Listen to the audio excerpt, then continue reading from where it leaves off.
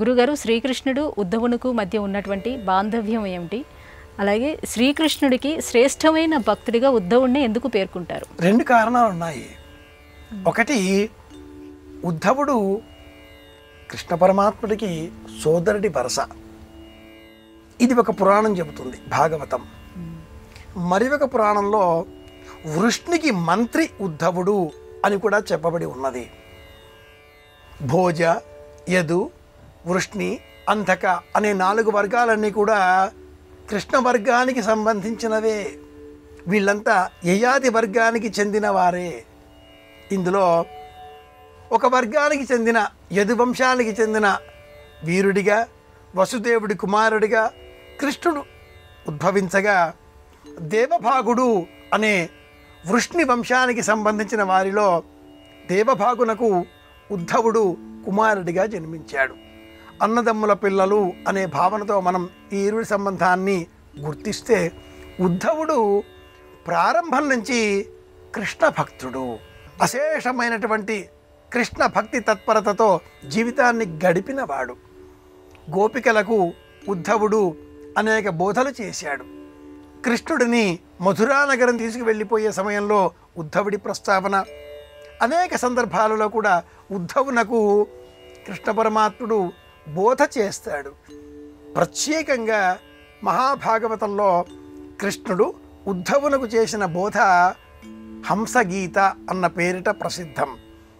ఈ దేహాన్ని విడిచి నేను వెళ్ళిపోతున్నాను అంటూ కృష్ణుడు ఉద్ధవునకు ప్రత్యేకమైనటువంటి దైహిక ధర్మాలకు సంబంధించిన తరుణోపాయాలతో కూడుకున్న, దేని మీద మమకారం లేకుండా ఉండేటటువంటి ద్వంద్వాతీత జ్ఞానాన్ని హంసగీత రూపంలో అందిస్తాడు. అదే ఉద్ధవ గీత. న కర్మణాన ప్రతిజాతనేన త్యాగే నైకే అమృతత్వమానసు అనే మంత్రానికి సంబంధించిన శ్లోక రూపం హంసగీత. సోహం, నేనే.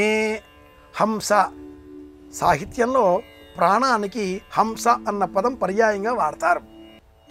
హంస హంస పరమహంస సోహం, హంసస్సోహం హంస. హంస గాయత్రి ఒక పరమ మంత్రం. హంస హంసాయ విద్మహే పరమహంసాయ ధీమహి తన్నో హంస ప్రచోదయాత్. హంస హంసే యోబ్రుయాత్. హంసో నామ సదాశివ. ఇలాంటి శ్లోకాలన్నీ కూడా ప్రాణానికి ప్రత్యామ్నాయంగా హంస అన్న శబ్దాన్ని వినియోగించవచ్చును అని వివరిస్తాయి.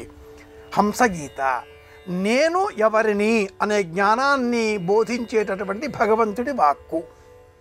సాక్షాత్తు కృష్ణ పరమాత్ముడు ఉద్ధవునకు బోధించిన ఈ హంసగీతలో ఒకే వాక్యాన్ని సులభంగా మనం చెప్పుకోవచ్చు. అండర్లైన్, గీత గీసి మరి. ఏంటి ఆ వాక్యం అంటే, నా చేత ఈ పని నిర్వహింపబడుతున్నది అనే జ్ఞానం కలిగి ఉండాలి. ఈ పని నేను చేస్తున్నాను. సోహం, అహంకారం ఏర్పడుతుంది. వారు చెప్పారు, నేను చెబుతున్నాను. వీరు అడిగారు, నేను చేశాను. వారు వెళ్ళమన్నారు, నేను వెళ్ళాను. సీతాదేవి కోరుకున్నది, నేను వచ్చి రావణాస సంహారం చేశాను. కైకేయి కోరిక కానలకు వచ్చాను. విశ్వామిత్రుని అభీష్టం శివధనుస్సును ఎక్కుపెట్టాను.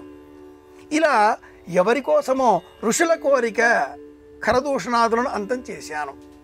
తాటక పైన బాణం ఎక్కుమని విశ్వామిత్రుడు చెప్పాడు.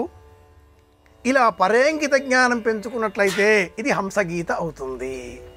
భాగవతంలో చాలా విశేషమైన ఈ హంసగీత సాక్షాత్తు కృష్ణ పరమాత్ముడు ఉద్ధవునకు బోధించాడు. ఇరువురు సోదరుల వరస అని చెప్పుకోవాలి.